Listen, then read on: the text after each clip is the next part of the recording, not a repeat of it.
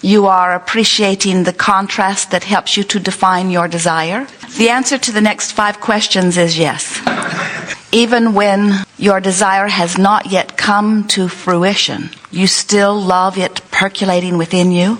Yes. And even if it never manifested, the existence of the desire within you is enough? We're pushing it, we know, but the answer still must be yes. It's tricky, you see, because when you're able to say, yes, I love the existence of a desire within me, even though my desire has not yet manifested, I love the pulling power. I love the creative juices that flow. I love source energy flowing through me toward my focused desire. And even though circumstances and events have not yet lined up, even though the timing is still just a little bit off, even though I have not yet figured out how to become a perfect vibrational match to what I'm asking for, still I love the existence of my desire.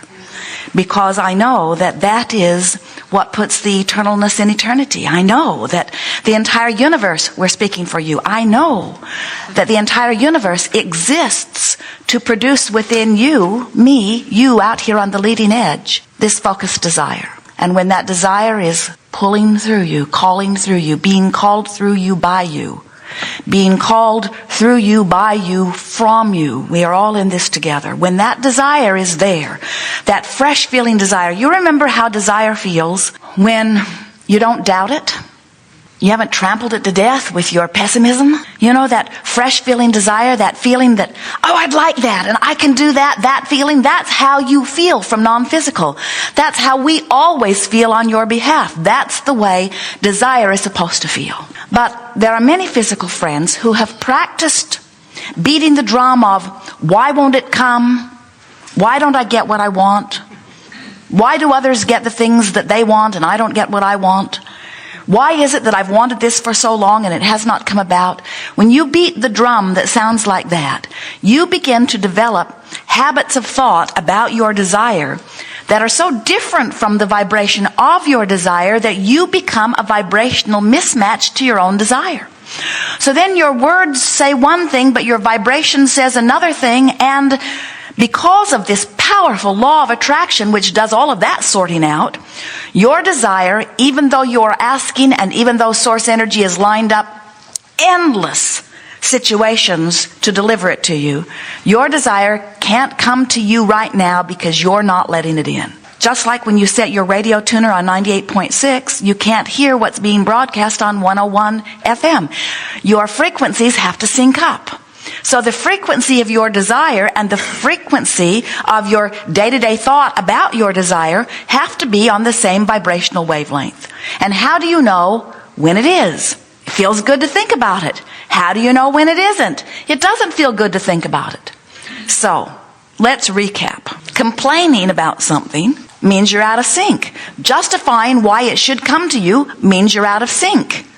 Feeling jealous that somebody else is getting it and you're not means you're out of sync. Blaming yourself or somebody else for doing something wrong means you're out of sync. You have this wonderful guidance system within you that lets you know what your vibrational alignment or misalignment is. And we like to call that alignment or misalignment allowing or resisting.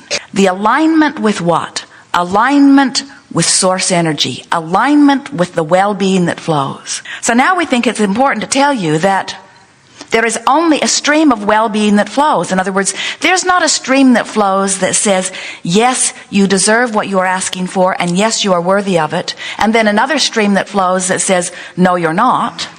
There's not a stream of good that says you should be healthy, and a stream of evil that says you should be ill or sick.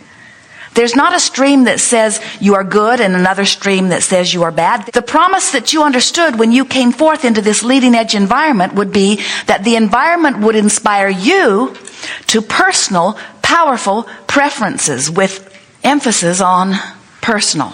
Personal, powerful preferences. And you understood that when those develop within you, that they would continue to develop or be amended, that you would never get it all figured out at once. You didn't say, I'm an angel, I've got it figured out, I'll go forth and live perfection. You said, I'm an angel, and like all other angels, we'll never get it all figured out. We are eternal creators. You said, I am source energy in non-physical form, and I'm going to pour some of this consciousness into a physical format, into a physical body, into a physical perspective.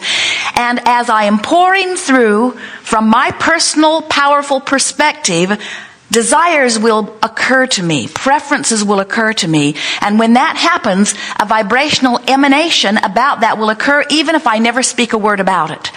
And Source, which is also, like me, vibrationally based, will hear my vibration and answer it. For when I ask, it is given every single time. So here you are, asking all over the place at many levels of your being. And here you are, often in vibrational alignment with what you're asking for. And when that happens, what you ask for comes easily, and you say, life is good. But when you're asking for something that seems to be avoiding you, or when you've got something you don't want that you can't let go of, it just sort of follows you everywhere you go, shows up in the x-rays and stuff like that. That means that you have become a vibrational match to it. And the easiest way, the most logical way, the most often way that you become a vibrational match to things you do not want is that you observe them. You observe them and you report in on them. How's it going, you say to each other? Fine. Well, what about that such and such? Oh, yeah. I'd almost forgotten about that before you reminded me. Yeah, well, how's it going? What did the doctor say? What did the attorney say? What did so-and-so say? Well, let me think about that. I haven't thought about that in quite a long time. Let me see if I cannot reactivate that point of resistance for you now. After all, it's only socially polite to talk with anybody about anything that they want to talk about, no matter how it feels to me. Sarcasm doesn't become us, does it? The way you feel is your guidance system. Jerry and Esther have a wonderful navigational system in their vehicles. And as they are crossing the nation, the satellites in the sky in combination with the antennas and computer in their vehicle knows where they are at all times. So then they just program a destination, and Magellan calculates the route and says, go this way, go this way, go this way. It's an interesting thing the way Magellan works, because Magellan has one function only: to figure out how to get from wherever you are to where you want to be. That's all.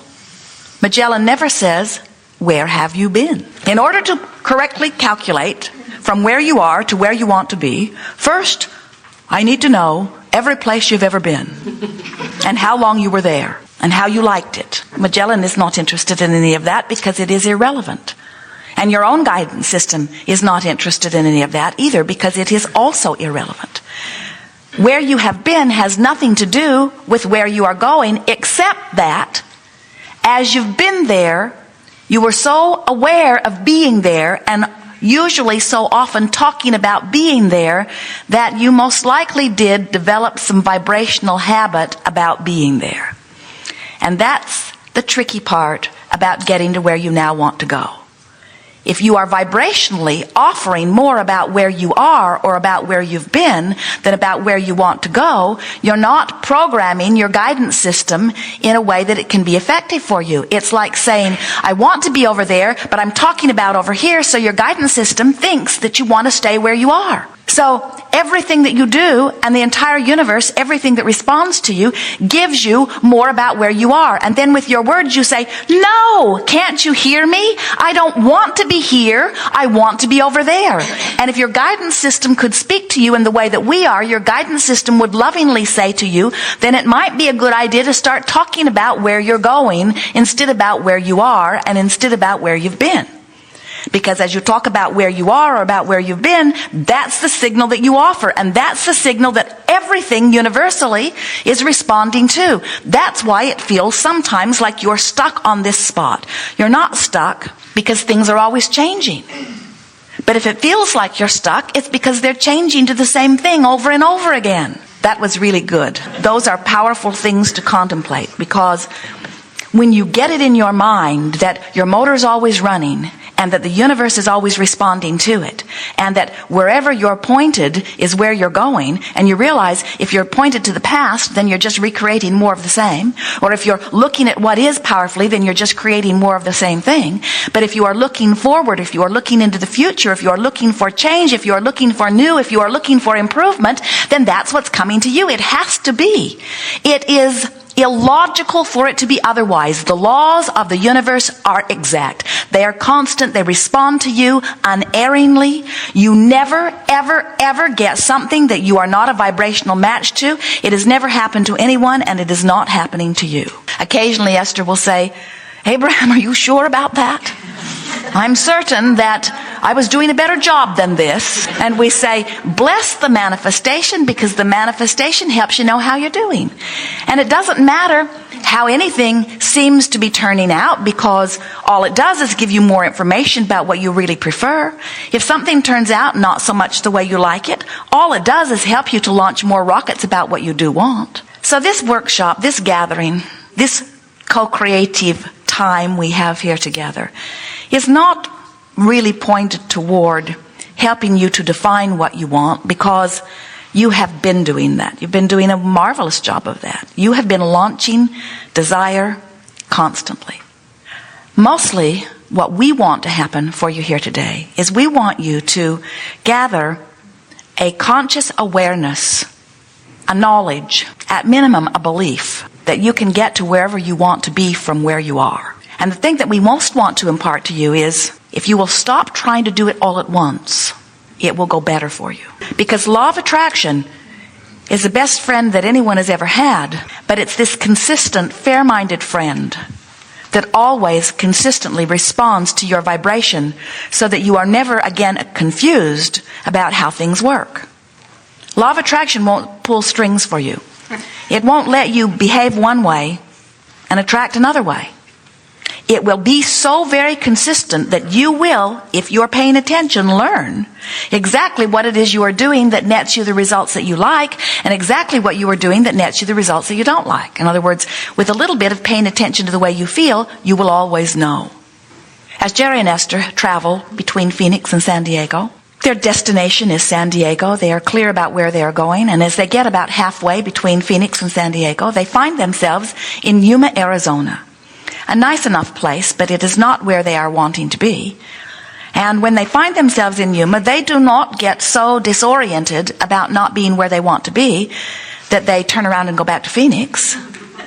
It's really important that you understand the essence of this story, because what this story tells you is that because they understand this distance between Phoenix and San Diego, they don't lose their way. They don't lose hope. They don't lose heart. They know if they just keep pointed in the right direction and make some reasonable effort in moving in that direction, that sooner or later they're going to be where they want to be.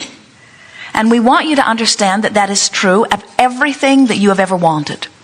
Whether it is a magnificent career in some specific area, whether it is a magnificent relationship, a new one, or improving one that already exists, whether it is attracting dollars which feel like freedom to you so that you can do more of the things you want to do, whether it is an improved situation with your body, no matter what your desire is, if you understand that no matter where you are, that you can get from where you are to where you want to be, but you first have to make it an understandable journey. Sometimes when you're standing in a place of great debt, people are calling you, they want to know when you will pay, you don't have enough to pay, you feel lost and sort of hammered to the ground, harassed in the idea of debt. The journey feels impossible to you because you can't figure out how in the world you're going to get from this mountain of debt to being debt-free, let alone having all of the money that you could possibly direct anywhere that you choose. It's not an understandable journey to you. You say things like, I don't know how I got here, and I sure don't know how to get there, and I don't even know anybody who got there, so I don't know how to follow them. And we want you to understand that There is a way to make it an understandable journey. Sometimes your body seems like it is dragging you around. Your body is doing things that you don't understand. You may have a diagnosis that has been assigned to your body. And while you want to be well, you aren't, and you don't know what to do about it because you don't know how you got to where you are, and now you're even more lost in the desert. You certainly don't know how to get to where you want to be. And we want you to understand that here today, we're going to help you know how to make all of those understandable journeys.